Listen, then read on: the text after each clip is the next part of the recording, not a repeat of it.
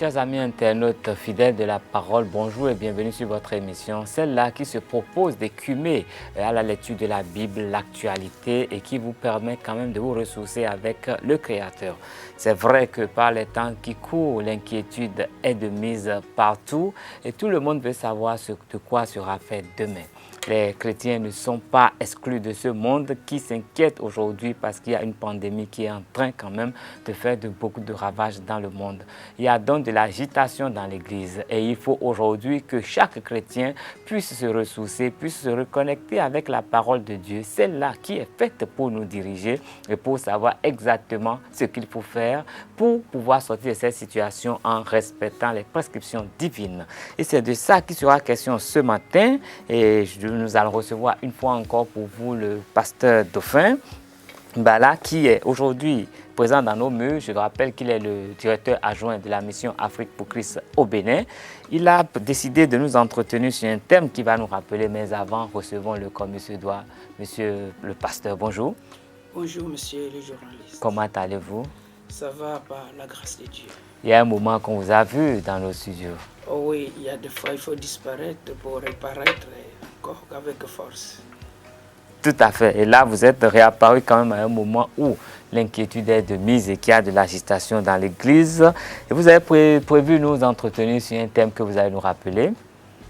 Oui, nous allons parler sur l'agitation. Pourquoi s'agiter? Et au prime d'abord, j'ai intitulé ça l'imbroglio mondial. L'imbroglio mondial. Pourquoi l'imbroglio mondial? Parce que nous sommes en train de vivre une situation qui est mondiale et qui fait agiter le monde entier, qui fait agiter les nations, qui fait agiter les grandes puissances, qui fait agiter même les familles. Et toutes les couches sont agitées par cette situation qui n'est rien autre que la pandémie de coronavirus. Et alors, face à cet imbroglio, nous avons compris que tout le monde est agité. Est-ce que faille-t-il rester dans notre agitation? Est-ce qu'il n'y a pas une parole qui peut nous aider à pouvoir se conformer pendant ces temps où le monde est en agitation? Alors nous avons pensé partager ensemble avec tout le monde, pas seulement le corps du Christ, dans Luc, l'évangile de Luc, chapitre 10, le verset 38 à 42. Alors, dans ce texte, si nous pouvons les lire rapidement, on dit, comme Jésus était en chemin avec ses disciples, il entra dans un village et une femme nommée Marthe les reçut dans sa maison. Elle avait une sœur nommée Marie qui s'était assise au pied du Seigneur, écoutait sa parole. Marthe, occupée à divers soins domestiques, survint et dit, Seigneur, cela n'était fait-il rien que ma sœur me laisse seule pour servir. Dis-lui donc de m'aider. Le Seigneur lui répondit, Marthe, Marthe, tu t'inquiètes et tu t'agites pour beaucoup de choses. Une seule chose est nécessaire. Marie a choisi la bonne part qui ne lui sera pas ôtée. Marthe, Marthe, tu t'agites pour beaucoup de choses. Et comme je le disais dans l'introduction, la personne agitée, c'est une personne qui fait beaucoup de choses. Une personne agitée, c'est une personne qui n'a plus le contrôle d'elle-même. Une personne agitée, c'est celle qui cherche à satisfaire tout le monde, mais qui ne fait pas le nécessaire. Une personne agitée est dans la confusion totale. Et comme je le disais, le monde est dans la confusion. Il est l'imbroglio mondial. Pourquoi la confusion? Nous voyons les grandes puissances qui sont appelés à pouvoir lutter contre cette situation, mais c'est là où cette épidémie est en train de ravager. Nous sommes en train de voir le monde. En voyant toutes ces choses, tout le monde s'agite. Et qu'est-ce qui nous fait agiter quand nous partons sur le plan religieux? Toutes les religions sont fermées. Et pas seulement au Bénin, c'est dans le monde entier. Les portes des lieux de culte, peu importe quelle sorte de religion, tous sont fermés. Et on se pose mille et une questions. Ça fait nous agiter. Mais comment l'endroit où nous sommes appelés à le prier et c'est fermé? L'agitation, même sur le plan religieux, à cause des révélations. Ces derniers temps, il y a beaucoup de révélations. De part et d'autre. Oui. Dit que Dieu est en train de frapper. Donc que c'est la fin du monde. Chacun vient avec une révélation que nous ne remettons pas en cause. Mais ça fait agiter le monde parce qu'on ne sait pas à quelle révélation qu'il faut croire. Et sur le plan économique, les indices sont presque à zéro, nous pouvons dire, parce que ces situations demandent beaucoup de financement. Et quand les entreprises sont fermées, quand il n'y a plus de services, cela aura des répercussions sur le plan économique. Et ces choses-là nous font agiter. Et nous tous, nous cherchons la solution. Et même les grandes puissances, comme je le disais, chacun aujourd'hui cherche comment faire sur le plan scientifique, qu'on cherche le remède à cela. D'autres disent que la chloroquine est bonne, les autres disent que c'est ça qui est bon, et puis on ne sait pas sur quel pied il faut danser. Et c'est l'agitation. Alors, pendant ce temps, comme nous l'avons dit, la parole de Dieu, nous sommes en train de nous montrer une femme qui n'avait rien fait de mal de pouvoir recevoir Jésus-Christ. Parce que Jésus-Christ venait dans sa maison. Jésus-Christ entrait dans sa maison, il l'a reçu. Pour tout bon mère de la famille, quand on reçoit quelqu'un, il faut lui donner quelque chose. Il faut en prendre soin. Voilà. Et cette femme était partie préparer quelque chose. Mais elle avait une sœur qui a reçu. Elle dit, non, mais il va falloir d'abord que j'écoute cet homme. Qu'est-ce qu'il aura besoin? Et là, sa sœur Marie est restée à ses pieds. Et quand elle est restée à ses pieds, la Bible dit qu'elle écoutait le Seigneur Jésus-Christ. Alors, cette femme, par sa propre volonté, pour pouvoir satisfaire le Seigneur Jésus et les disciples, pour pouvoir donner tout ce qu'elle avait peut-être préparé, mais elle s'est sentie dans l'incapacité de le faire parce que le travail était énorme. Elle vient solliciter sa sœur en passant par le Seigneur Jésus. Il dit, est-ce que ça te fait pas du mal? Ça, c'est ça que j'ai compris. Une personne agitée accuse toujours les autres. Parce que tu n'es plus en mesure de satisfaire. Et comme aujourd'hui, là, directement, je pouvais parler comme aujourd'hui. On accuse, c'est la Chine. Non, c'est les satanistes. Non. Est-ce que le problème, c'est ça? D'accuser les autres, d'accuser quelqu'un. L'heure n'est pas à accuser quelqu'un aujourd'hui.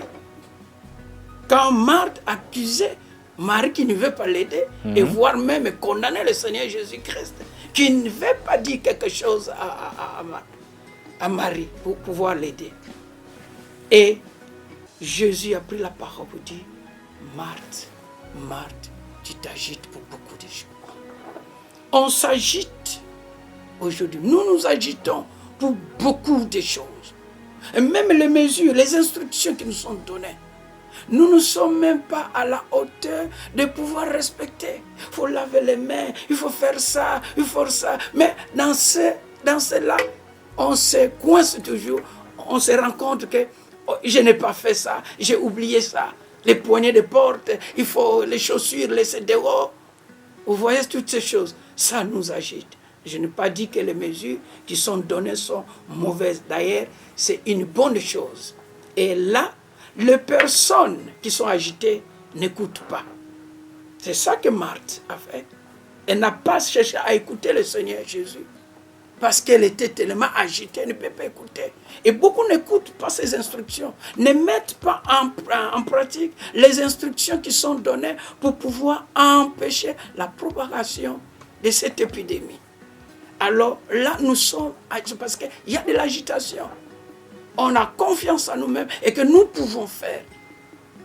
Mais Marie est partie auprès du Seigneur Jésus-Christ. Et Jésus va dire, c'est le nécessaire.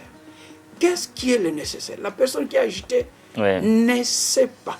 Oui, mais, ce qui est le nécessaire dans sa vie. Je voudrais bien vous demander, pasteur, nous sommes quand même dans une situation où, vous l'avez évoqué tout à l'heure, il y a beaucoup de révélations qui viennent de partout, qui disent beaucoup de choses. Et vous dites qu'il ne faut pas être agité, il faut écouter. Qu'est-ce que nous allons écouter maintenant? C'est les révélations qui viennent de partout. Qu'est-ce qu'il faut écouter actuellement dans cette situation où la panique a gagné le monde? Voilà, c'est ça qui est très important dans notre exhortation, bien notre émission. Écoutez quoi? Parce que nous écoutons beaucoup de choses. Oui. Ici, on a dit, Marie, écoutez la parole du Seigneur. Oui, Dieu parle tantôt d'une manière, tantôt d'une autre. Tout à fait. Tout à fait. Mais pour le moment, l'essentiel, c'est d'être au pied de notre Seigneur Jésus-Christ. Pour le moment, il va falloir que nous puissions recourir à écouter la parole de Dieu, qui est, comme Josué l'a dit dans chapitre 1, le verset 8, que ce livre de la loi ne s'éloigne pas de ta bouche. Médite les jours et nuits pour agir fidèlement et pour réussir dans tes entreprises. Maintenant, c'est le temps. Les églises sont fermées. Justement. Vous savez, il y a beaucoup de personnes qui pourraient prendre contact avec Dieu, c'est de se rendre dans un lieu de culte, c'est de rester à l'église tout le temps. Aujourd'hui, les églises sont fermées. Comment est-ce que ces personnes vont s'arranger pour garder le contact avec l'Éternel? Et c'est ça, il y en a ceux qui partent à l'église parce qu'il faut qu'on le voit, c'est de l'agitation. Ah oui, là aussi. Ouais, mais ça existe. Maintenant, chacun doit prendre sa responsabilité. Rester au pied de notre Seigneur Jésus-Christ, qui est notre pasteur. Comment le faire? Le faire chez soi, de pouvoir avoir sa Bible, de méditer comme la Bible dit, de lire la parole de Dieu, de prier, parce qu'on écoute Dieu dans sa parole, on écoute Dieu dans la prière. Alors, c'est très important pour le moment. Ce moment de confinement, peut-être ce n'est pas encore comme en Europe, et puis ceux qui nous suivent en Europe, ce moment de confinement, ce n'est pas un moment de distraction, ce n'est pas un moment de s'agiter, ce n'est pas un moment de se poser 1000 questions. Qu'est-ce qui va arriver? Oui, même si c'est la fin du monde. Mais quand le Seigneur nous retrouve dans la méditation, dans sa parole, à ses pieds, je pense que c'est une bonne part que nous avons choisie et que nous serons avec lui. Maintenant, tout le monde a peur de la fin du monde à cause de la pandémie qui est en train de ravager sans pitié, sans même regarder qui tu es, autorité, que tu sois pauvre, riche, et ça prend tout le monde. On se pose la question, mais quelle sera ma fin? Ce n'est pas le moment de se poser la question, quelle sera ma fin? Le moment est venu de chercher ce qui est essentiel, ce qui est nécessaire. Et ce qui est nécessaire dans ta vie, peut-être c'est de donner ta vie à Jésus. Ce qui est nécessaire dans ta vie, peut-être c'est de commencer maintenant à avoir cette intimité avec le Seigneur. Peut-être ce qui est nécessaire maintenant, c'est de pouvoir revenir à Dieu, de pouvoir choisir cette bonne part, Jésus-Christ, qui est le seul chemin et qui peut nous aider dans ce monde qui est maintenant. On ne sait pas ce qui peut arriver demain. Jésus peut venir aujourd'hui, il peut venir demain. Il a été dit qu'il pourrait venir comme un voleur, dans la nuit. Mais dans notre contexte actuel, je crois que ce n'est pas la première fois que le monde est autant perturbé. Déjà, dans les temps anciens, il y a eu beaucoup de problèmes que la communauté chrétienne a dû quand même affronter pour pouvoir rester avec Dieu. Et on peut rappeler brièvement En fait, la période du serpent d'airain, la période du serpent où le serpent mordait tout le monde et tous ceux qui étaient mordus étaient quand même décédés de suite. Mais le Seigneur a parlé, et le Seigneur n'a pas parlé à tout le monde. Le Seigneur a parlé à celui qui les conduisait en ce moment. Il a dit à Moïse, fais telle chose et les gens seront guéris. Est-ce qu'aujourd'hui nous pouvons avoir une telle référence qui pourra nous permettre de reconnecter avec Dieu et avoir le vrai message, la bonne réaction qu'il faut avoir pour pouvoir sortir de cette difficulté en écoutant directement le Créateur lui-même? Oui, la seule référence que nous avons qui est sûre, c'est le Seigneur Jésus-Christ, qui nous parle. Mais comment s'y prendre? Parce que moi je veux bien écouter le Seigneur Jésus, mais comment est-ce que pour tout le monde, comment on fait pour être vraiment en contact avec Jésus, pour qu'il te parle directement en ton cœur à toi-même? Il n'y a pas de mysticisme dans l'écoute de Dieu. C'est sa parole qu'il faut lire. Parce qu'en lisant sa parole, Dieu me parle. Ouais. Ça c'est l'idéal. Et c'est nécessaire. En priant, Dieu nous parle. Quand nous disons que la prière, c'est un dialogue. Vous voyez ça? Oui. Je parle, et quand moi je parle, il va falloir que Dieu me parle. Comme nous sommes à deux. Oui. Je vous parle et vous me parlez. Oui, et c'est ça la prière.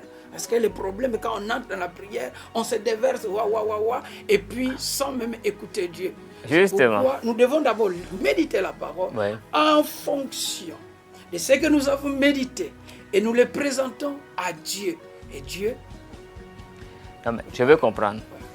Moi, c'est qu'il y a des gens, pour prier, on vient, on maudit tous nos ennemis, et on chasse le malheur, on chasse la pauvreté, on appelle la richesse.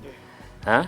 Aujourd'hui, je suis sûr que plusieurs personnes, quand ils s'agenouillent le matin, et le mot qui vient le plus à leur bouche, c'est coronavirus disparaît de ma vie, ne croise pas mon chemin, ne croise pas mes enfants, ne m'atteins pas, ne fais pas si. En tout cas, on veut chasser le coronavirus. Mais vous dites qu'il faut dialoguer avec Dieu. Comment faire ce dialogue sans être dans cette position de vouloir chasser ce qu'on ne voit pas? Alors là, c'est spirituel, la prière, ce n'est pas physique. Et là, je vais venir. Le temps est venu que nous puissions sortir dans cette théologie, de maudire ou de chercher les bénédictions. Dernièrement, j'ai parlé sur la crainte de Dieu sans intérêt. Mais tout à fait. La crainte de Dieu d'une manière désintéressée. Vous voyez ça? Parce que c'est le moment de comprendre. Je disais même, je ne sais pas, c'est comme je prophétisais. Il dit, beaucoup vont à l'église parce qu'il y a des sorciers qui les suivent. Hein? Et puis ils vont à l'église pour les sorciers les suivent vraiment bien, ils ont l'impression que les sorciers les suivent. Oui, ils ont l'impression. Et il y en a, effectivement, ils sont victimes peut-être de la sorcellerie et ils viennent à l'église pour se protéger. Vous le voyez, il est là, bien. D'autres viennent pour le mariage. Vous le voyez, une sœur est très calme, tout comme ça, il craint Dieu. Mais il faut entrer dans le mariage parce que c'est ça qu'il cherchait. Et puis c'est fini. Ou bien un frère là, vous le voyez vraiment sainteté. Alors, toutes ces choses sont bonnes. Mais pour le moment, nous devons revenir au pied de la croix. Si nous étions dans la foi, la chose qu'il faut faire, c'est de faire le nécessaire, de revenir au pied de notre Seigneur Jésus-Christ. Si nous n'avons pas encore reçu Christ comme Marie, parce que nous voyons Marie et Marthe qui ont reçu, les deux ont reçu, n'est-ce pas? Mais qui est resté, qui est resté au pied de Jésus? C'est Marie. Donc c'est pour dire qu'une personne a reçu Christ dans sa vie, mais après il commence à être agité dans beaucoup de choses. Mais l'autre a reçu Christ, il reste dans l'intimité avec le Seigneur. Et pour le moment, nous devons rester dans l'intimité. Il n'y a pas une autre solution que de pouvoir rester au pied de Jésus-Christ. Coronavirus va passer. Est-ce que quand il va passer, nous n'allons plus mourir? Ah, toujours la mort. La mort est évitable. C'est la fin de toute chose. Et... Alors, il faut se préparer jour au jour. Ce n'est pas parce qu'il y a une épidémie et que nous devons faire maintenant une repentance par peur. Ouais, nous devons revenir en nous pour pouvoir choisir la bonne part, être sauvé, être délivré. Peu importe la religion, peu importe ce que vous êtes, posons-nous la question. Est-ce que j'ai choisi la bonne part? Est-ce que si aujourd'hui, comme les choses ça se passent, si Dieu mettait fin à ce monde, moi je serais au pied de notre Seigneur Jésus-Christ? C'est la question que nous devons nous poser. Si vous n'avez pas de réponse à cette question, c'est le moment de choisir Jésus-Christ parce qu'elle est la bonne part. Oui, bien, moi, je pose toutes ces questions parce que j'ai lu dans la Bible, dans Matthieu 5, au chapitre, à partir du verset 13 quand même, vous êtes le sel de la terre, mais si le sel perd sa valeur, avec quoi la lui rendra-t-on? Il ne sert plus qu'à être jeté dehors et foulé aux pieds par les hommes. Vous êtes la lumière du monde. Une ville située sur une montagne ne peut être cachée.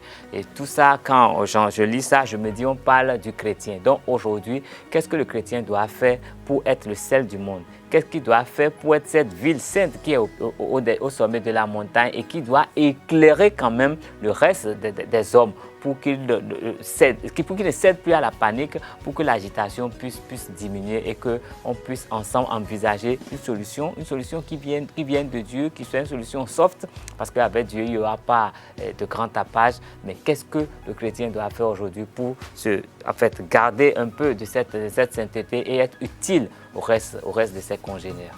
Je pense, comme nous l'avons lu dans le texte, une personne qui est au pied de Jésus-Christ, une personne qui est façonnée.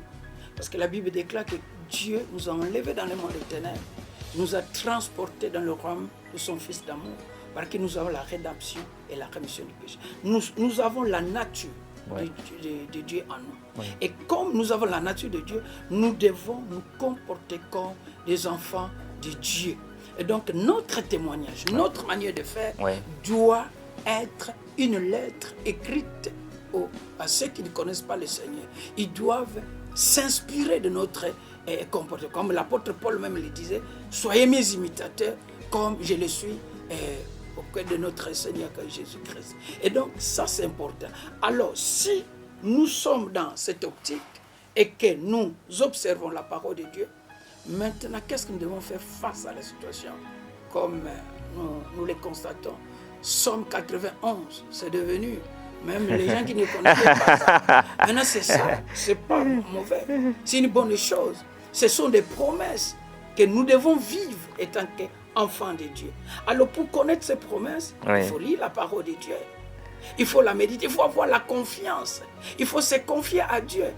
Il ne faut pas lire la parole comme nous le disons et comme une simple lecture, mais que cette parole trouve des places en nous. Le Psaume 91 est là. Il y a des belles promesses et qui devaient nous rassurer. Si vous le permettez, je vais lire quelques versets de ce psaume. Je crois à partir du verset 5, il est dit: tu ne craindras ni les terreurs de la nuit, ni la flèche qui vole de jour, ni la peste qui marche dans les ténèbres, ni la contagion qui frappe en plein midi. Que 1000 tombent à ton côté et 10 000 à ta droite, tu ne seras pas atteint. De tes yeux seulement tu regarderas et tu verras la rétribution des méchants. Car tu es mon refuge, ô Éternel, tu fais du Très-Haut ta retraite. Je crois que c'est des paroles réconfortantes, c'est des promesses de Dieu. Et maintenant, ce qu'il y a à faire, il faudrait être en contact avec Dieu. Il faudrait d'abord être disposé à recevoir le Seigneur parce il a dit, tu es mon refuge. Oui, tu es mon refuge. On se réfugie auprès du Seigneur. Tout à fait. Parce que là où il y a la sécurité, là où il y a la protection, là où il y a l'assurance. Mais j'allais dire, faudrait-il être digne d'être de ce refuge. Parce qu'à cette noce, il y a quelqu'un qui a été sorti parce qu'on a estimé qu'il n'avait pas la tenue de noce. Et donc, pour pouvoir être vraiment digne de se réfugier à cet endroit, il faudrait être dans des dispositions. Et quelles sont ces dispositions? Nous allons les rappeler rapidement parce qu'il ne sert à rien de dire je suis chrétien et d'être le plus vilain de la ville. Comme je l'ai symbolisé, la première disposition, c'est de recevoir Jésus-Christ. Comme Marthe et Marie l'a fait. Ils ont reçu Christ. Et donc, si tu n'as pas Christ dans ta vie, tu dois le recevoir comme ton sauveur et Seigneur. Mais aujourd'hui, les églises sont fermées. Comment on peut recevoir le Christ seul chez soi? Oui, mais quand nous parlons à la télé, il y a les réseaux sociaux, il y a la parole qui est prêchée jour et nuit. Parce qu'aujourd'hui, la parole est prêchée. Il va falloir profiter de cette occasion. Et quand vous nous suivez, profitez de cette occasion. Ne ratez pas, parce que demain, on ne sait pas ce qui va se passer. La Bible dit, si vous entendez ma voix, n'endurcissez pas votre cœur. Parce qu'aujourd'hui, c'est le jour du salut. On ne sait jamais. Après la mort, il n'y a plus de salut. Quelles que soient les prières. Et d'ailleurs, vous voyez comment les morts sont enterrés en Italie. Il n'y a plus de cérémonie. Et même ici, on a interdit. C'est en intimité. Ne pensez pas que ce jour il y aura même peut-être un pasteur, il y aura même s'il faisait la prière, cela n'aura pas d'effet. Parce que la Bible dit, il est réservé à l'homme de mourir une seule fois. Après quoi vient le jugement. Après la mort, c'est le jugement. Oui. Et qui seront jugés? Ceux qui n'ont pas reçu Christ. Oui, vous avez reçu Christ. Est-ce que vous êtes demeurés au pied de Jésus? Nous qui l'avons reçu, nous devons demeurer à ce pied. Nous devons demeurer dans sa parole. Nous devons demeurer dans sa présence. Nous devons demeurer dans ce chemin jusqu'à ce que nous puissions entrer dans sa félicité. Pasteur Dauphin, vous êtes en train de m'apporter, mais bon, malheureusement, le temps qui est imparti à cette émission est arrivé à son terme. Et je me permets de me rappeler que ce matin, vous avez parlé de l'agitation dans les églises par ces temps de pandémie. Et vous avez conseillé que chaque chrétien doit se ressourcer, se reconnecter avec Dieu. Il doit disposer son cœur en se départant de certaines choses pour faire de la place au Seigneur. Et il doit rester au pied du Seigneur et se ressourcer dans sa parole, être impacté cette parole et maintenant impacter les autres autour de lui. Je crois que c'est comme ça que se résume le message de ce matin. On ne doit pas céder à la panique. C'est vrai qu'il y a des dispositions qui ont été prises. Nous avons le devoir de respecter ces prescriptions pour nous protéger et protéger nos congénères de façon physique. Mais spirituellement, nous avons un effort à faire. Et si éventuellement nous n'avions pas encore reçu le Christ, nous avons intérêt aujourd'hui à recevoir le Seigneur, à l'écouter pour qu'il nous dise exactement ce qu'il faut faire pour que nous ne soyons pas les victimes de cette pandémie. Est-ce que j'ai été fidèle? Oui, c'est effectivement ça. C'est l'essentiel. Mais... les nécessaires. C'est quoi les nécessaires? C'est ça, les nécessaires dans notre vie. Oui. C'est la meilleure part, Jésus-Christ. C'est les nécessaires. Merci, Pasteur Dauphin Bala. Je rappelle que vous êtes le directeur adjoint de la mission Afrique pour Christ ici au Bénin. Ce n'est pas la première fois que vous venez chez nous. Nous vous remercions pour avoir nourri nos âmes ce matin. Que l'Éternel vous donne la force d'aller de l'avant dans votre mission et qu'il impacte les œuvres que vous êtes en train de faire. Qu'il impacte ceux qui sortent de votre mission pour qu'ils soient de vrais pécheurs d'hommes. Merci. Vous êtes bénis au nom de Jésus. Amen.